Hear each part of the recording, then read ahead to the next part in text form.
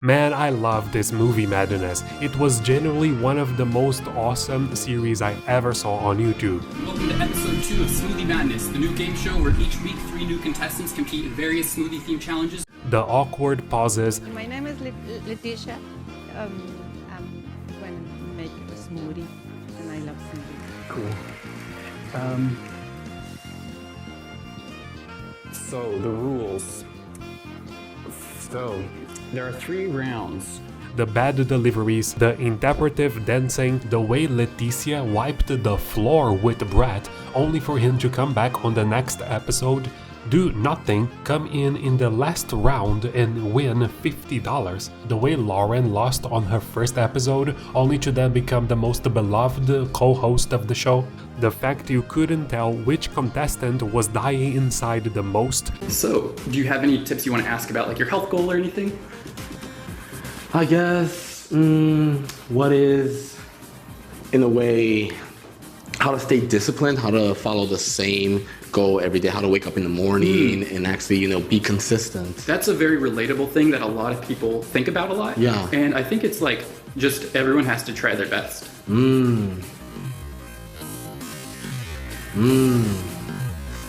This was peak YouTube. All the reasons why any other show would have failed were the reasons why this worked so well. And yet it failed miserably, not because people stopped watching and not because it was too expensive. Smoothie Madness failed the second the first episode even dropped. We and Dax Flame just didn't realize it yet.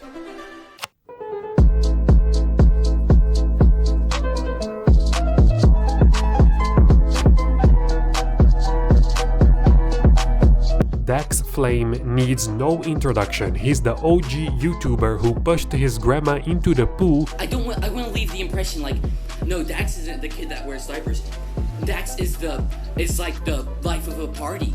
And wore a Superman costume to school on the wrong day. He's the actor turned ice cream shop man who, after getting a whole documentary made about him by iDubbbz, started posting more consistently and making new connections, leading him to where he is today, collabing with the biggest boy band of the past 6 to 12 months. But along the way, Smoothie Madness was left behind. In the Ice Cream Man documentary, Dax spoke of his love for smoothies, and so iDubbbz helped him organize a smoothie-themed game show, which apparently was a dream of Dax. Dax Flame went on to make 20 episodes of Smoothie Madness, racking up 108,000 views in the span of 2 years, until he stopped without even explaining why. The idea is simple: contestants must make smoothies and Dax is the one who tastes them, and whoever has the tastiest one wins. But along the way there are small challenges they must complete that can either make things easier or harder for them. And like any other Dax Flame creation, this whole thing has a feel-good vibe to it, where the point is inclusivity and, dare I say, aggressive positivity, which is kind of awesome and cool in a way that only a Dax Flame fan would enjoy. Smoothie Madness was awkward as shit, maybe even corny, but that's what made it so cool. Can you each please tell me your name and occupation, please? How's it going? I'm Chasen. I'm an R&B singer and rapper. Thank you. And now, Juliana. Hi, my name is Juliana and I am a retired neonatal ICU nurse. Excellent. Brett, how are you today? I am good, Dax, thank you. Awesome. So, here are the rules. There are 3 rounds. Round 1 is worth $20, round 2 is worth $30, and round 3 is worth $50. There are also 2 bonus rules, split and sabotage. If you choose to split, then everyone ties for the round. But if you choose to sabotage, then you put your opponents at a disadvantage. Back to you, Dax. Awesome. Let's just jump right ahead into round 1. It was really just a matter of packaging it just right and balancing the weirdness just right, and this could have been an Eric Andre-esque masterpiece. There are multiple reasons why the show failed, but only one of them was a death sentence. I remember watching it since the beginning and seeing Dax would read every single comment and take the criticism and the suggestions very seriously. He would change things around based on the comments in a way that wasn't terribly necessary. I also remembered the budget seemed to have been an issue during the production of this, but I also don't remember seeing Dax make much of an effort to leverage a Patreon in order to help with this issue. Is that my long-term plan for how to fund Smoothie Madness involves opening a smoothie shop, and my short-term plan involves selling these t-shirts, which are available now. And speaking of long-term plans, I have a very exciting announcement. We are currently working on finding a way to get Smoothie Madness on TV, and once it's on TV, we would like it to resemble a sports league sort of thing, with different teams competing in a bracket sort of setup towards a championship. So today's episode will be presented in this format in order to demonstrate to networks the direction the show will take if they are to pick it up for their channel. I also remember the viewership was not great, which definitely played a role in it, since the whole point was to sell this to a TV channel or to get this game show on TV. But to that end, Dax didn't seem to make much of an effort to leverage his connections either. Look, I get it. Dax is very socially awkward and anxious, and at the time, he had just met Joe Haver, and he had just started to hang out with the crowd of YouTubers he went on to collab with relentlessly till this very day, so he couldn't just request them to collab on all of his shit. But come on, not a single one of them participated in a single episode of this? Bro, Dax acted in movies by Joe Haver. Joe Haver, the silliest white boy on YouTube at the time. You know he was dying to be on Smoothie Madness. It is just right up his alley. Around the same time his Smoothie Madness was going on, he reached 1 million subscribers. He was popping off at the time, and yet it never happened. I can't even be confident in saying that, yeah, for sure, Dax Flame invited him, but for some reason, maybe a time conflict thing, it didn't happen. Dax could have benefited from using some of his connections to get the ball rolling, but I don't know if he ever even tried. The impression I get is that he treated his Smoothie Madness as a thing on the side, separate from his other YouTube stuff.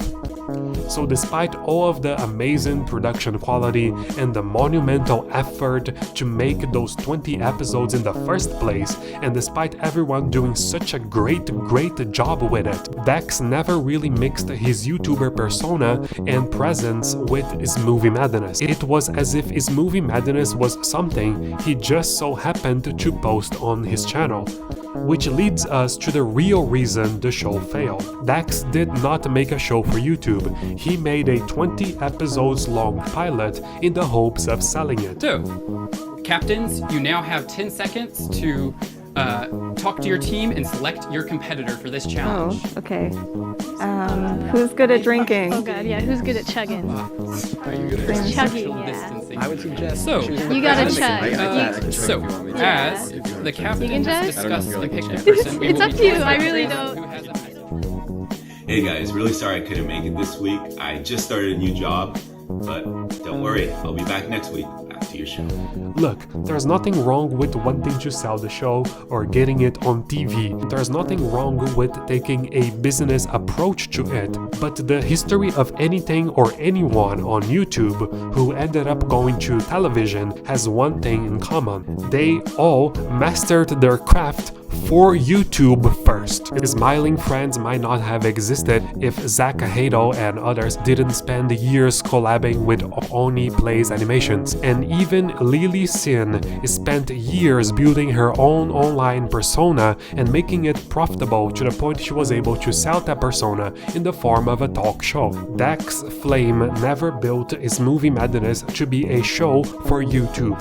He didn't focus much on developing an audience for it. He didn't focus much on exploring and then finessing the format. He didn't try to make it good and profitable on its own for YouTube audiences. He just tried to show us that the format works, which it does, but it was 20 episodes of proof of concept that unfortunately didn't sell. If the budget or the low viewership were an issue, they only exacerbated the real problem, which was the show wasn't being tailored to grow on YouTube. It was being tailored to be sold to TV executives.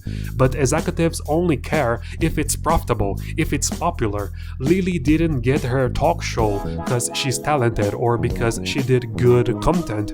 She just built a very popular and marketable brand, and she was able to sell it. That is why the show was doomed to fail. It was 2 years of rewrites and rehearsals made in the hopes of selling the show to executives, but Dax couldn't sell the show for us to watch, which is a shame because this shit was gold. And if you have 2 hours and a half to kill, don't watch a movie, watch all of his movie madness. It will make you laugh, it will make you frustrated, and you will be more invested in it than you might have thought. And you might even cry a little. I know I did. I was reaching over to grab a spoon, but that's when I noticed that this spoon was still in here. Now what's significant about that? This is the spoon that Lauren is supposed to use on the show for her to make her smoothies, and I didn't bring it for her yesterday, so she had to use her hands to make the almond butter work and stuff, and she handled it really well, but I felt bad, and this just made me realize it. It made me just think, wow, what a disaster yesterday. But don't even worry, because disaster can lead to redemption. It's gonna take a lot of creativity, but I think we can do it. Let's just jump right in. A loaf of bread, a container of milk, and a stick of butter. A loaf of milk, a container of bread, and a Joe Dirt DVD. A Joe Dirt DVD, Scarlett Johansson, and Treasure from a Fish Tank.